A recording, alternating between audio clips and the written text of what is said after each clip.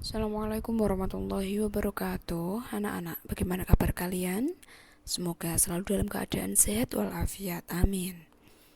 Kita hari ini akan belajar tentang perkembangan kebudayaan dan teknologi pada zaman praaksara. Tapi sebelum kita mulai kegiatan daring kali ini, mari kita awali dengan bacaan basmalah. Bismillahirrahmanirrahim. Klasifikasi dari perkembangan kebudayaan dan teknologi zaman praaksara secara umum dibagi menjadi dua, yakni zaman batu dan zaman logam. Zaman batu terdiri dari zaman batu tua atau Paleolitikum, zaman batu tengah atau Mesolitikum, zaman batu muda atau Neolitikum, dan zaman batu besar atau Megalitikum. Kemudian zaman logam sendiri terbagi menjadi dua, yakni zaman perunggu dan zaman besi. Pada zaman Paleolitikum atau zaman batu tua, terdapat dua kebudayaan. Satu, kebudayaan Pacitan. Berkembang di daerah Pacitan, Jawa Timur. Seorang ahli, yakni von Koenigswald, dalam penelitiannya pada tahun 1935 telah menemukan beberapa hasil teknologi berupa alat batu yang masih kasar dan bentuk ujungnya agak runcing yang disebut dengan kapak genggam atau kapak perimbas. Digunakan untuk menusuk binatang atau menggali tanah saat mencari umbi-umbian. Selain itu, ditemukan alat bantu yang disebut dengan chopper, yakni alat penetak, dan alat-alat serpi sebagai penusuk atau pisau. Kapak perimbas tersebar di wilayah Sumatera Selatan, Kalimantan Timur, Sulawesi Selatan, Bali, Flores, dan Timur. 2. Kebudayaan Ngandong. Kebudayaan ini berkembang di daerah Ngandong dan Sidorejo dekat Ngawi. Di daerah ini banyak ditemukan alat-alat dari batu dan tulang. Alat-alat dari batu seperti kalsedon yang sering disebut pula dengan flake untuk mengupas makanan. Alat-alat dari tulang ini berasal dari tulang binatang dan tanduk rusa yang diperkirakan digunakan sebagai penusuk atau belati. Selain itu, ditemukan alat seperti tombak yang bergerigi yang berfungsi untuk mengorek ubi dalam tanah dan menangkap ikan. Sebaran artefak dan peralatan Paleolitik cukup luas sejak dari daerah-daerah di Sumatera, Kalimantan, Sulawesi, Bali, Nusa Tenggara Barat, Nusa Tenggara Timur, hingga Halmahera. Zaman Mesolitikum atau Batu Madia. 1. Kebudayaan Keukenmodinger. Keukenmodinger adalah istilah yang berasal dari bahasa Denmark yang berarti sampah dapur. Dalam kenyataannya, Keukenmodinger adalah timbunan atau tumpukan kulit kerang dan siput yang mencapai ketinggian kurang lebih 7 meter dan sudah membatu atau menjadi fosil. Keukenmodinger ditemukan di sepanjang pantai timur Sumatera, yakni antara Langsa dan Medan. Pada tahun 1925, Dr. Van Steenkelenvels melakukan penelitian di Bukit Kerang tersebut, dan hasilnya banyak menemukan kapak genggam yang ternyata berbeda dengan chopper atau kapak genggam Paleolitikum. Kapak genggam itu dinamakan pebble atau kapak Sumatera. Kapak pebble terbuat dari batu kali yang pecah. Sisi luarnya dibiarkan begitu saja dan sisi bagian dalam dikerjakan sesuai dengan keperluannya. Ditemukan pula batu pipisan atau batu penggiling untuk menggiling makanan yang juga dipergunakan untuk menghaluskan cat merah. 2. Kebudayaan Abrisousros merupakan hasil kebudayaan yang mengindikasikan bahwa manusia purba pendukung kebudayaan ini tinggal di gua-gua.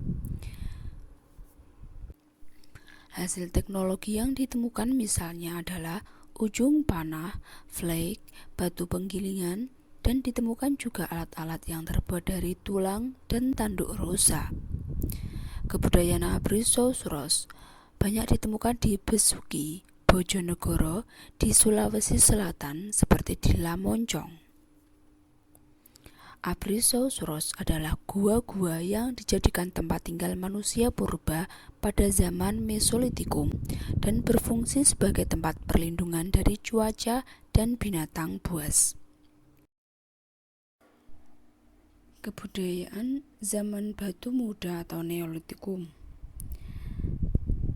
Secara umum, hasil teknologi atau kebudayaan yang muncul pada zaman Batu Muda secara garis besar dibagi menjadi satu, kebudayaan kapak persegi. Nama kapak persegi diberikan oleh Ki Hr von Hengeldem berdasarkan penampang dari alat-alatnya yang berbentuk persegi panjang atau trapesium. Kapak persegi merupakan bentuk lebih modern dari kapak batu atau perimbas atau pebble. Temuan budaya ini berlimpah terutama di Lahat, Palembang, Bogor, Sukabumi, Karawang, dan juga Tasikmalaya di Jawa Barat. Yang kedua, kebudayaan kapak lonjong. Benda budaya ini mendapatkan namanya dari bentuknya yang lonjong bulat telur. Semua temuan kapak lonjong telah diasah dengan sangat halus sehingga licin. Biasanya, kapak lonjong yang terbuat dari batu kalsedon tidak dipakai untuk keperluan sehari-hari, melainkan hanya dipakai sebagai alat upacara keagamaan. Kebudayaan kapak lonjong disebut juga dengan kebudayaan Neolitikum Papua. Sebutan ini berdasarkan banyaknya benda budaya tersebut yang ditemukan di Papua. Bahkan, benda tersebut masih dibuat dan dipakai oleh sebagian besar orang-orang Papua zaman sekarang. Selain Papua, budaya kapak lonjong ditemukan pula di Seram, Gorong, Tanimbar, Leti, Minahasa, dan Sarawak. Hasil kebudayaan zaman Megalitikum atau zaman batu besar diantaranya 1. Menhir, yakni tiang atau tugu batu yang terbuat dari batu tunggal dan ditempatkan pada suatu tempat. Fungsi menhir sendiri berupa sarana pemujaan terhadap arwah nenek moyang, tempat memperingati seseorang atau kepala suku yang telah meninggal, media penghubung dengan roh nenek moyang. Lokasi ditemukannya menhir di Indonesia sendiri adalah di Pasemah, Sumatera Selatan, Sulawesi Tengah, dan Kalimantan. 2. Sarkofagus atau keranda, yakni peti jenazah yang berbentuk palung atau lesung tetapi mempunyai tutup. Di sarkofagus yang ditemukan, umumnya di dalamnya terdapat mayat dan bekal kubur berupa periuk, kapak persegi, perhiasan, dan benda-benda dari perunggu serta besi. 3. Dolmen atau meja tempat menaruh sesajen ketika sedang mengadakan upacara.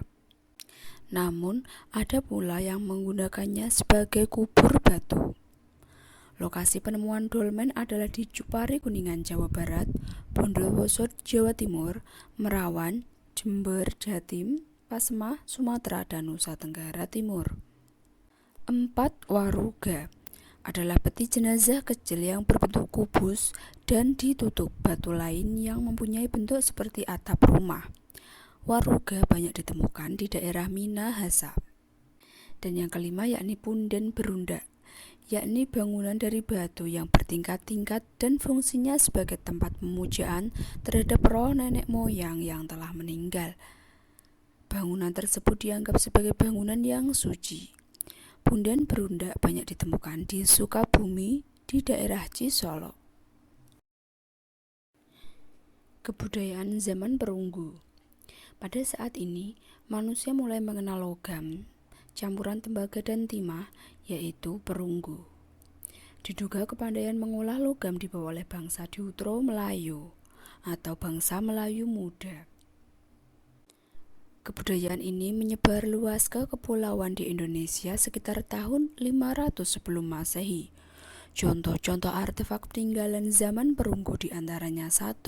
Nekara. Berbentuk semacam berumbung yang terbuat dari perunggu pinggangnya di bagian tengahnya dan sisi atasnya tertutup. Bagi masyarakat praaksara, nekara dianggap sebagai sesuatu yang suci.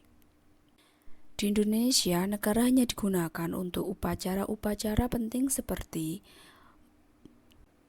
memanggil arwah atau roh nenek moyang, dan juga dipakai untuk genderang perang. 2. Moko. Moko adalah nekara yang berukuran kecil. Moko diduga banyak dibawa pedagang Bugis dari daerah Gresik. Mereka membawa moko ke daerahnya serta ke Flores dan Alor. Fungsi moko sebagai benda pusaka dan dipergunakan sebagai mas kawin. 3. Perhiasan perunggu. Banyak jenis perhiasan dari perunggu, misalnya gelang tangan, gelang kaki, cincin, serta kalung dengan bandulnya. Pada umumnya, perhiasan perunggu ada pola hiasnya. Perhiasan perunggu banyak ditemukan di daerah Bogor, Malang, Bali, dan juga Sumatera Selatan. 4. Kapak perunggu. Secara tipologis, kapak perunggu dapat dibagi menjadi 2 golongan, yaitu kapak corong dan kapak upacara. Kapak corong disebut juga kapak sepatu. Maksudnya, kapak yang bagian atasnya berbentuk corong yang sembirnya belah. Sedangkan dalam corong itulah dimasukkan tangkai kayunya yang menyiku kepada bidang kapak. 4. Bejana perunggu. Di Indonesia, bejana perunggu ditemukan di 2 tempat, yaitu di Sumatera dan juga Madura. Bejana perunggu berbentuk bulat panjang seperti keranjang tempat ikan yang diikat di pinggang. 6. Arca perunggu. Arca perunggu yang ditemukan di Indonesia memiliki bentuk seperti orang atau binatang. Patung yang berbentuk orang berupa penari yang bergaya dinamis. Hasil kebudayaan zaman besi merupakan zaman terakhir dari masa praaksara. Pada zaman besi, manusia telah mampu melebur besi dari bijinya dan mencetaknya sesuai kebutuhan. Benda-benda dari besi sering ditemukan sebagai bekal kubur. Benda-benda yang ditemukan pada zaman besi tidak begitu banyak karena mungkin alat-alat tersebut telah berkarat sehingga hancur. Alat-alat tersebut antara lain kapak, sabit, pisau, cangkul, pedang, tongkat, dan juga tembilang. Daerah ditemukannya alat-alat ini adalah di Bogor, Wonosari, Ponorogo, dan Besuki. Zaman besi menandakan zaman terakhir dari masa praaksara. Baik anak-anak, saya kira cukup untuk sesi kali ini. Selamat belajar di rumah. Jangan lupa selalu menjaga kesehatan. Selamat berjumpa lagi di sesi berikutnya. Wassalamualaikum warahmatullahi wabarakatuh.